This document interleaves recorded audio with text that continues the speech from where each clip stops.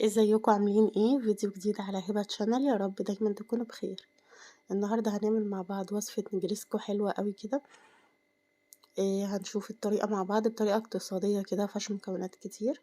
اول حاجة انا بسلق المكرونة الاول. انا عملتها بالمكرونة القلم دي، واحط لها شوية زيت وشوية ملح بس كده، وهسيبها بقى تتسلق. في الوقت ده هكمل بقية المكونات.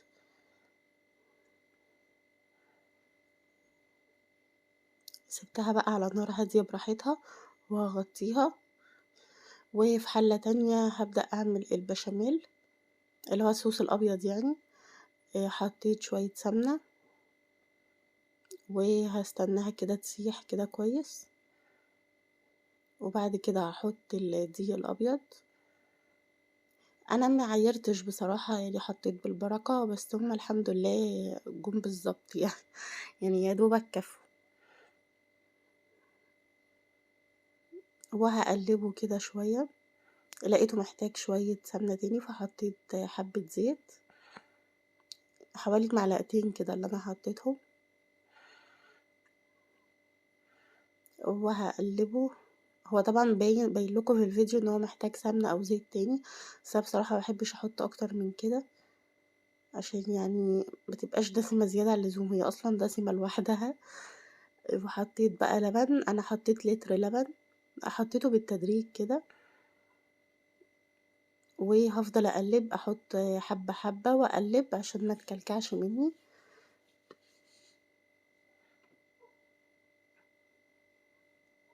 وتبقى ناعمة كده وحلوة. انا ما حبيتش امسح حاجة من المقطع ده واوريكم ان انا عملتها من غير هاند بلندر او مضرب يدوي، عملتها بالسباتيولا عادي جدا، بس بحط حبة حبة عشان ما تكلكعش.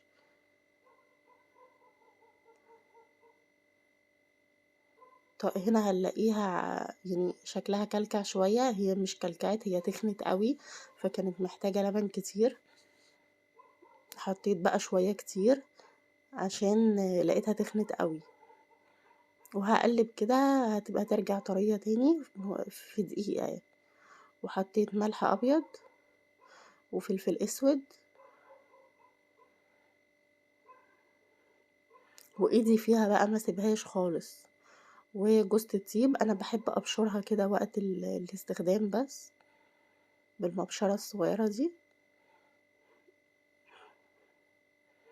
كده خلص وطفيت عليه، هنقله بقى على العين التانية يعني طفيت عليه خلاص عشان اعمل في الطاسة دي الفراخ. حطيت شوية زيت وعليهم بصلتين كده صغيرين، لو بصلاية كبيرة اوكي، انا كان عندي البصل صغير فحطيت 2. وهشوحه كده دقيقتين ولا حاجة، وبعد كده هنزل عليه بالفراخ. دي كانت صدور فراخ قطعتها بالشكل ده. وهقلبها كده اشوحها مع البصل.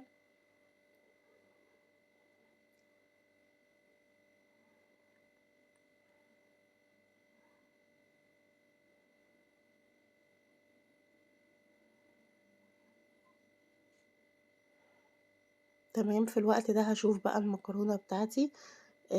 هنا اهي هي استوت خلاص. هبدأ اخدها اصفيها بقى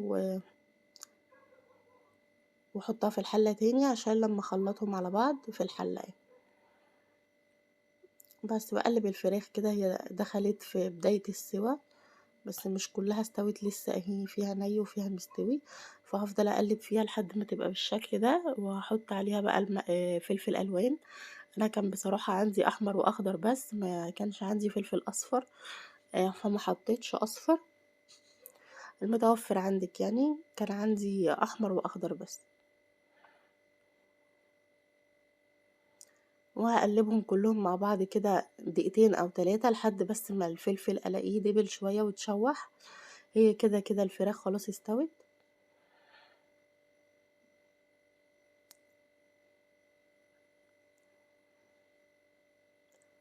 هقلبهم كلهم مع بعض على نار عالية.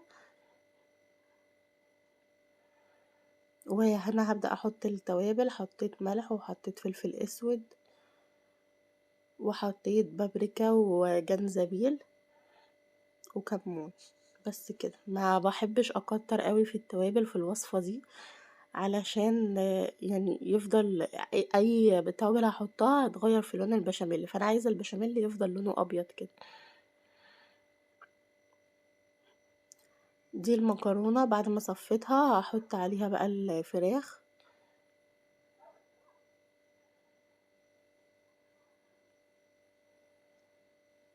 أنا هاقلّب كلّه مع بعضه، وبعد كده عايزة أنتِ بقى تحطّي شوية مكرونة لوحدهم وفوقيهم شوية فراخ زي المكرونة البشاميل كده، براحتك، بس أنا يعني باحب أعملها كده، باقلّب كلّه في بعضه، المكرونة مع الفراخ كده باقلّبها كويس، وحطيت شوية صوص أبيض، وهاقلّبهم معاهم كده كويس، حطيت شوية كتير يعني، لحد ما بقت زي ما أنتم شايفين كده، وجِبت البايركس بتاعي دهنته من تحت كده صوص أبيض علشان ما يلزقش فيه أو يتلسع أو كده.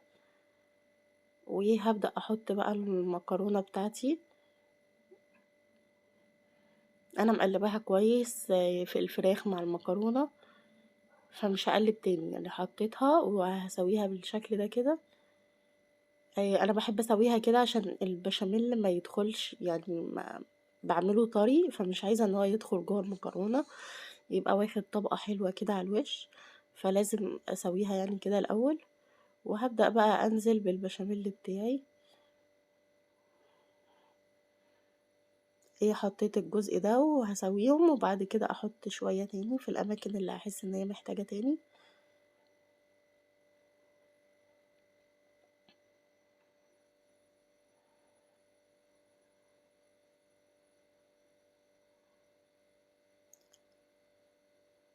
وصفة سهلة وسريعة، يعني هي سريعة عشان أنا حطيت المكرونة في نفس سِوَى المكرونة، عملت البشاميل وكنت بدأت أعمل في الفراخ، فما خدتش وقت خالص، يعني وقت سلق المكرونة كنت خلاص عملت البشاميل وباعمل في الفراخ، فما خدتش مني وقت خالص، وسريعة كده ومنجزة. حطيتها في الفرن على أعلى درجة حرارة، وطلع شكلها كده من غير شواية ولا أي حاجة،